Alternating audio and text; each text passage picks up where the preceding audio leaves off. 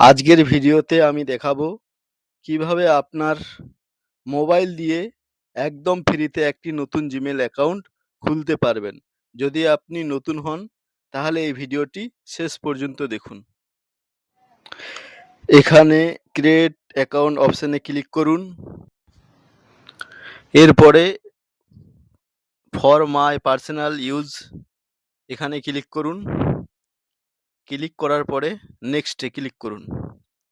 নেক্সটে ক্লিক করার পরে এখানে ফার্স্ট নেম আপনার প্রথম নাম এবং লাস্ট নেম দুটোই লিখুন। এরপরে নেক্সটে ক্লিক করুন। নেক্সটে ক্লিক করার পরে এখানে জন্মসাল দিতে হবে। প্রথমে মাসটাকে ঠিক করুন। তারপরে দিন, আমার দিন হচ্ছে, তারপরে সাল, তুমি কত সালে জন্মগ্রহণ করছো, তারপরে তুমি ছেলে নামে সিলেক্ট করে নেক্সটে ক্লিক করুন। নেক্সটে ক্লিক করার পরে এখানে কয়েকটি জিমেল অ্যাড্রেস সাজেস্ট করেছে আমাকে। আমি উপরেরটা বেছে নিয়েছি। তারপরে নেক্সট করেছি। নেক্সট করার পরে এখানে পাসওয়ার্ড।